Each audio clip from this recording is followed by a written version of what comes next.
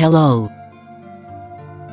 In one of my previous videos, I have done a touch-up of one of the assets I have made for the project of Yandere Simulator.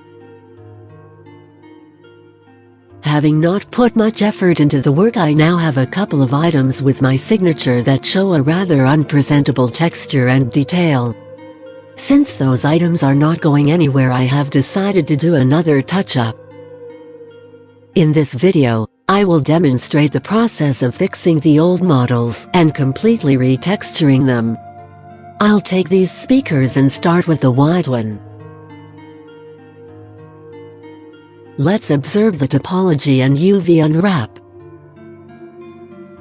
It has uneven textile density, it's unoptimized, and some of the larger elements lack detail. I will re-unwrap the model, but before I can get to it I need to edit the geometry. I'll try to rearrange the front panel.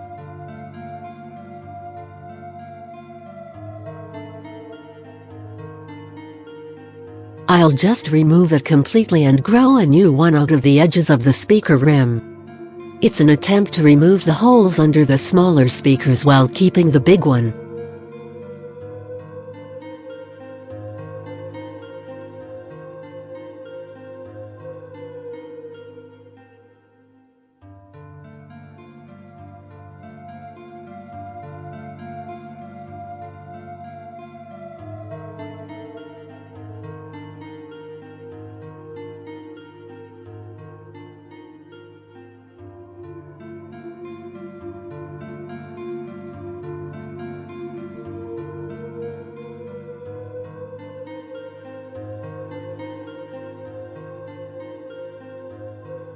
Unfortunately, I had underestimated the design and realized that I can't go on without cutting a hole for a speaker at the top. It goes too deep and crosses the surface of the plane.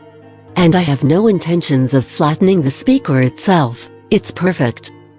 There is no point in wasting time to win a couple of polygons. In the end, none of that really matters as the asset itself is already pretty lightweight. Don't repeat this mistake. Next edit is the bottom speaker. I want to add more detail to it since it's the most visible element of the model.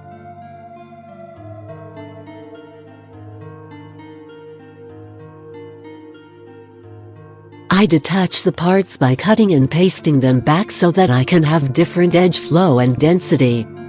Here I add edges to the rim with the option to preserve curvature on. This will make it look less blocky.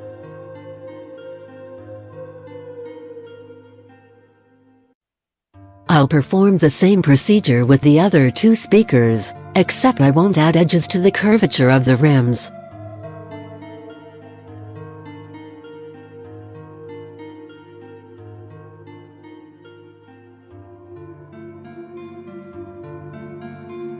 I can reduce the number of polygons in the mesh of the diaphragm and dust cap without losing in quality.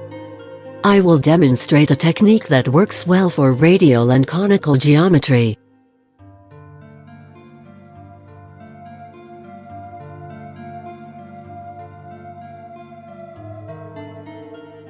I'll select each second edge of the ring, and then collapse them. Collapsing will merge vertices on the ends of edges together. Smooth vertex normals will conceal rough geometry. If only we could conceal Alex's doughy chubby face just as good.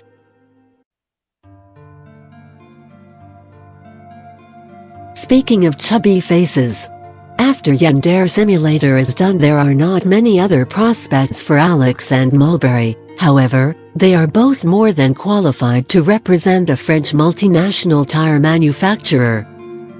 And they won't even have to wear a costume.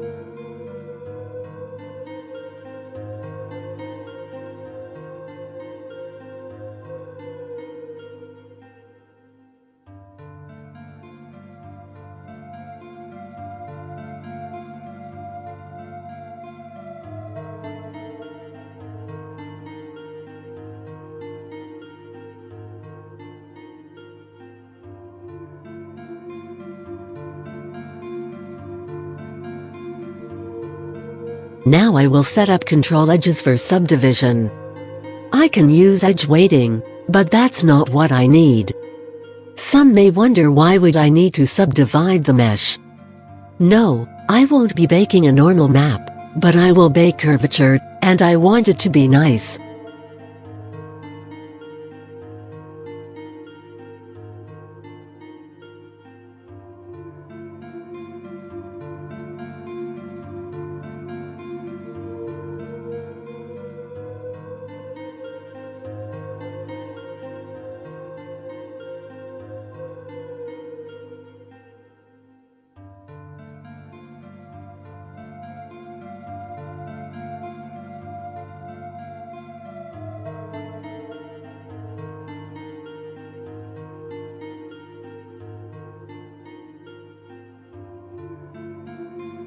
Let's test the occlusion.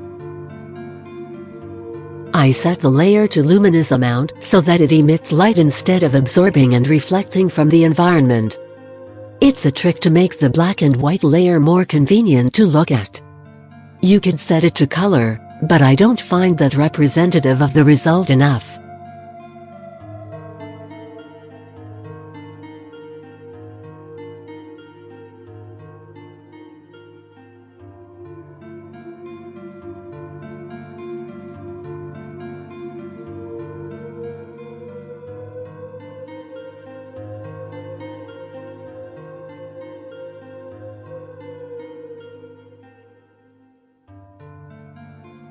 Next thing I will do is make a woven mesh.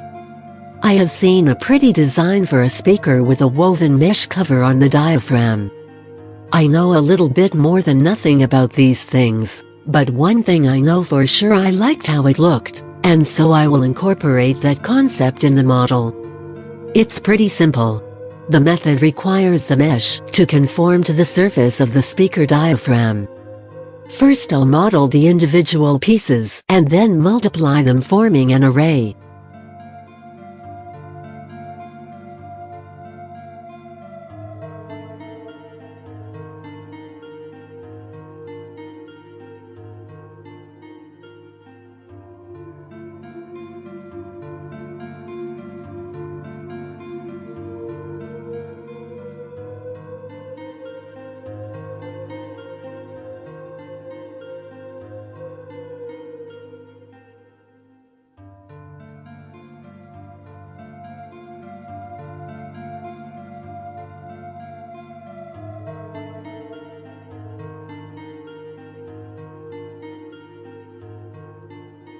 I will be using UV transform operation. It will project UV coordinate in the workspace, sticking everything that comes onto it to the appropriate surface. I'll need to create a new UV channel with the speaker polygons projected from the frontal view.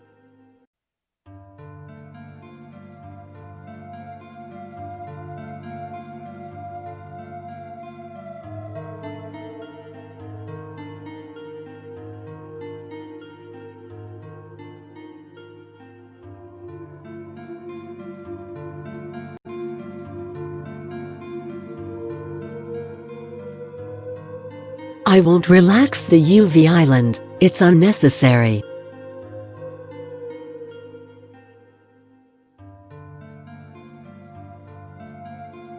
After applying UV transform, the result I get is very different from expected, but that's alright. Some tweaking of the conforming mesh with consideration of resulting deformation will do the job.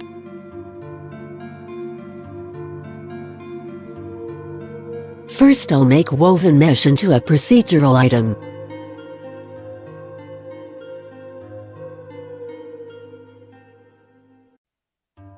The first 4 intersections will serve as a prototype.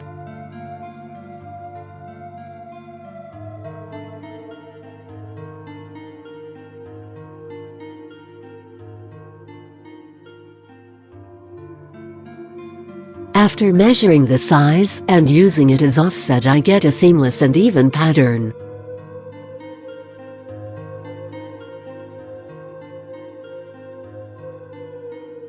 Then I can apply UV transform again. It would still have some jaggy parts, but I'll just cut them out with a simple Boolean operation.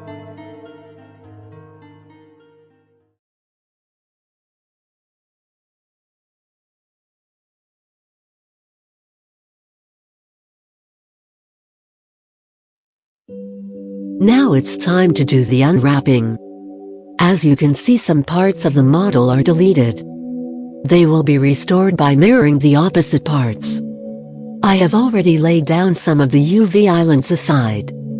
This is a very simple asset, so each piece needs nothing more than a projection from the view.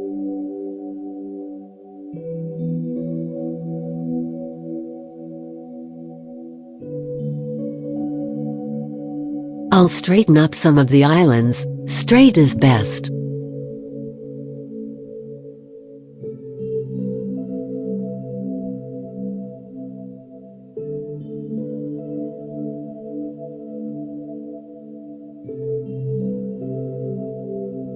The frame of the speaker is concerning. It will require some more tweaking.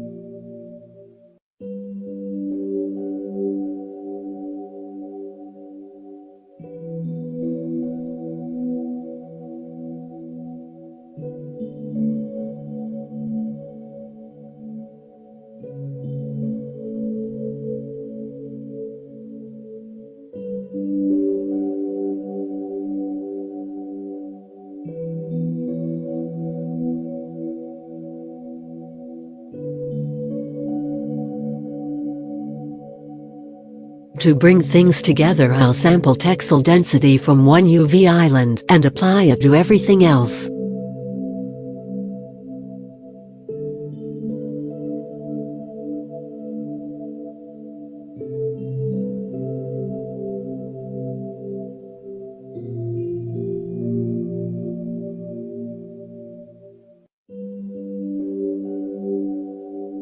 I can sew some of the UV islands together to make things more orderly.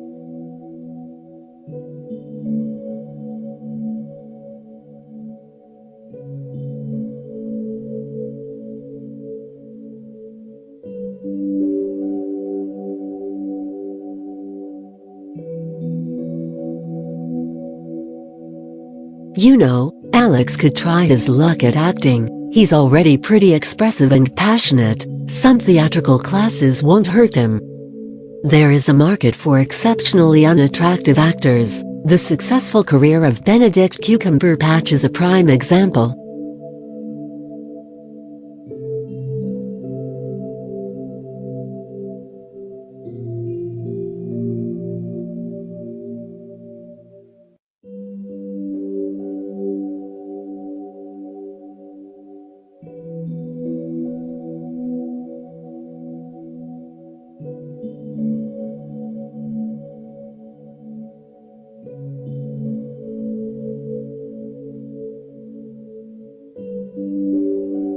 After running the packing tool, I'll adjust the placements of the polygons on UV coordinates.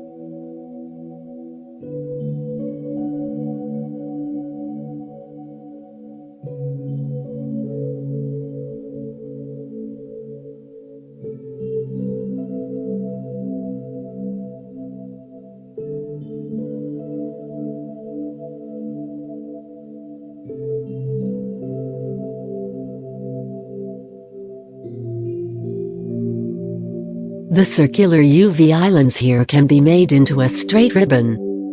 To do so, I need to break the connection at one of the edges, or as it may be called in other software, make a seam breaking the continuity of the circle.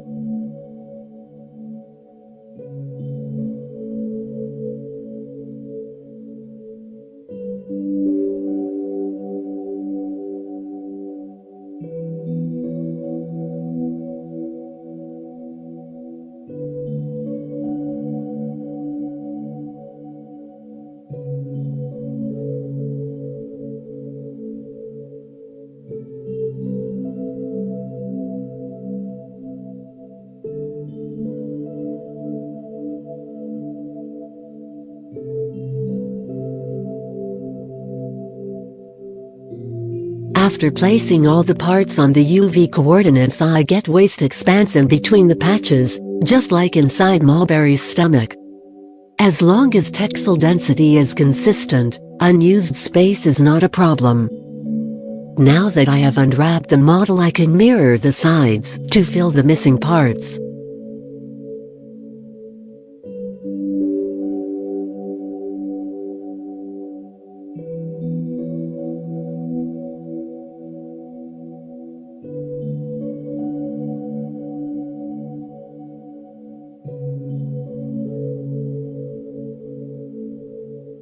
Let's take a look at ambient occlusion.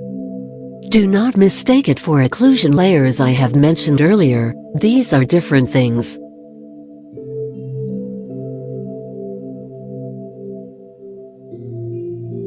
I'll add a weight map based on the concavity of the model.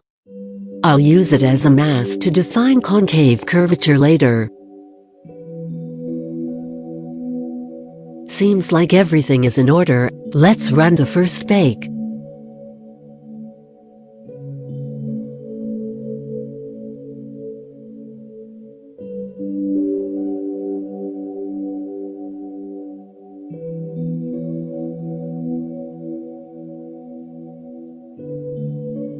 It looks alright for the most part.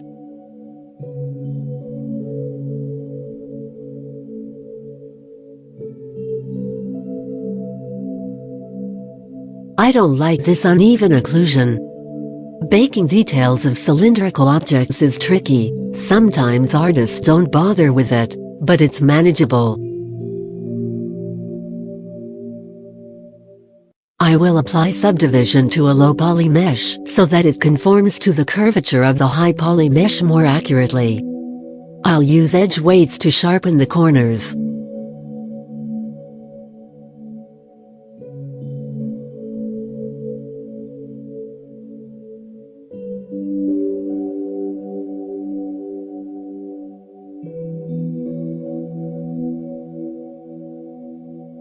Nice and smooth.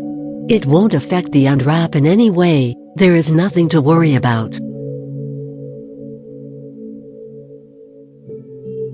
Now I get a clean bake of ambient occlusion.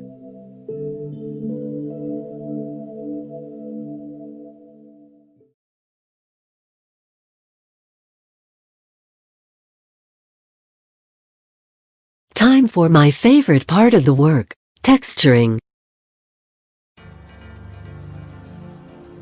I'll set the viewport to the base color, since this will be the only material channel I'll be working with.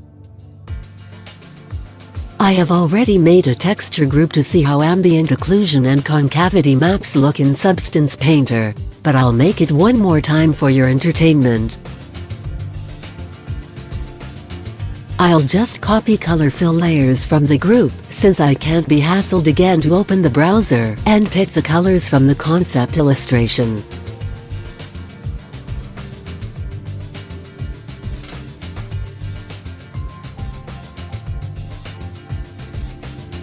These are the kind of colors you often find in sketchy collaboration palettes of big makeup brands with beauty bloggers of the day. Since I don't need the fill layer to be applied uniformly all over the mesh, I'll apply a black mask. It will conceal the layer. With the mask selected and active, I'll use Polygon tool to highlight the surface where the color should be shown.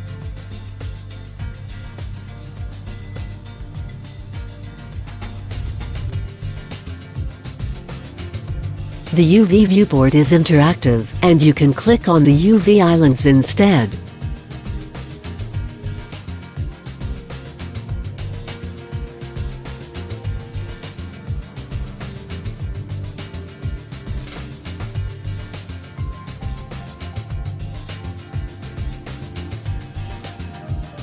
I'll add another fill layer of dark color. It will be used for the frames and dust caps.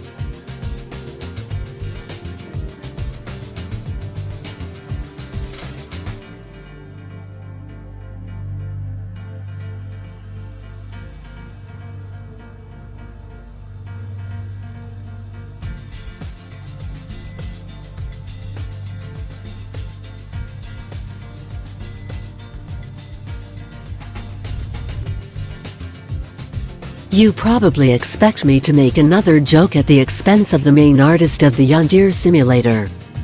Honestly, I'm getting tired of running gags around Mulberry. You could run marathons around her if you'd want.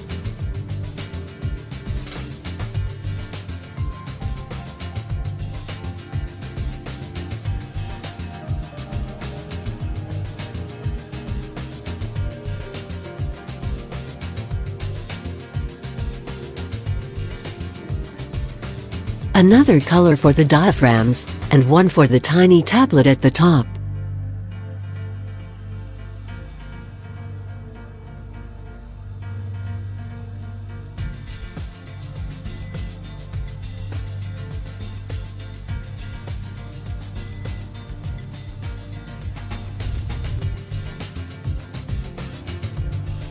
I group up some layers to have things in order.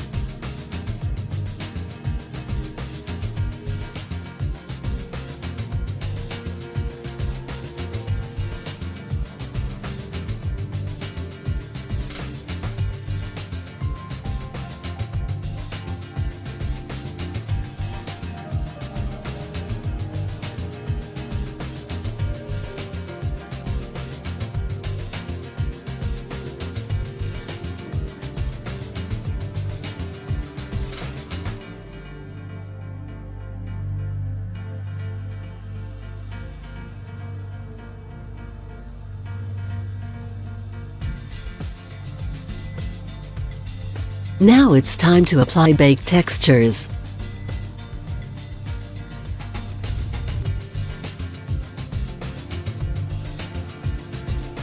Ambient occlusion.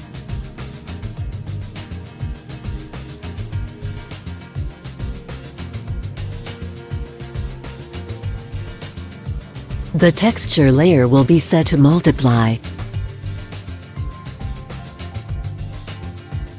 This map alone adds a noticeable amount of detail and depth to the look of the asset.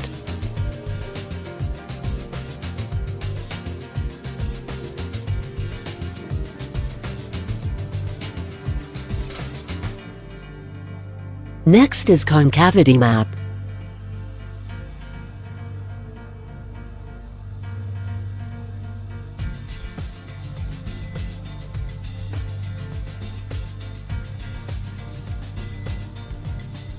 The texture layer will be set to lighten mode with a dark mask. I don't need this map to be applied uniformly all over the place.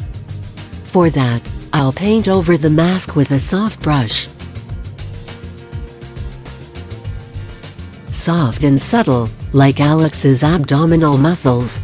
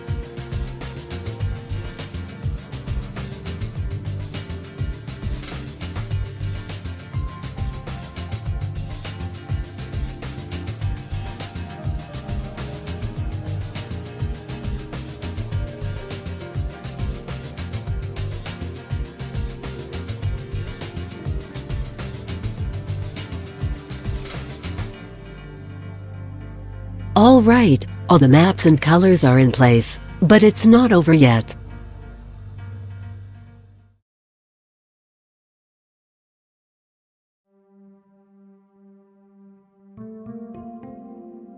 It's time to add detail and character to the model with some grunge and noise maps. It's a simple and quick method to make assets more alive, like they have some history to them.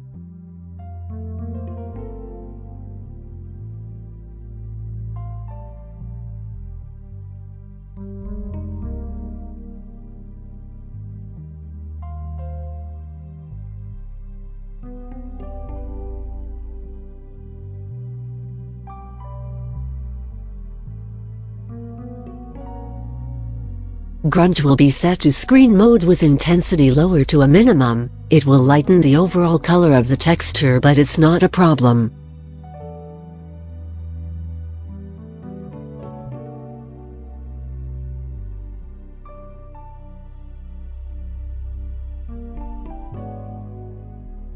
The noise will be in multiply mode. It will also compensate for the influence of the layer below. I use it to give the surface some roughness.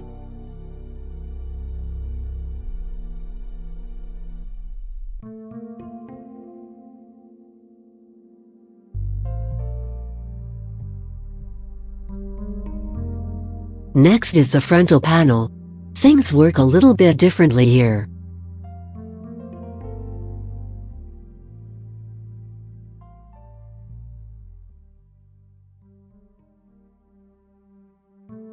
I tweak the noise layer until I get a more suitable intensity.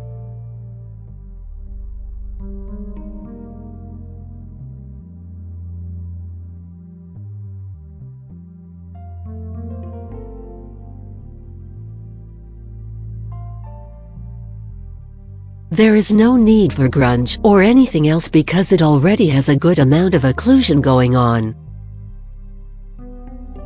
Smaller speaker diaphragms look a bit too plain for my liking. Let's add some pattern to it.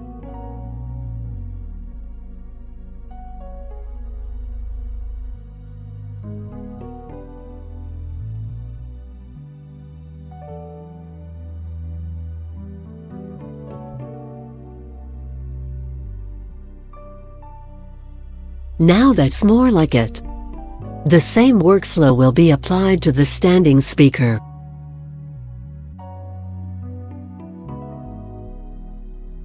Old assets on the left, new assets on the right.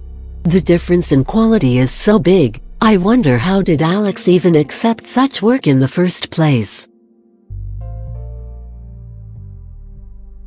There is just one more thing left to be done.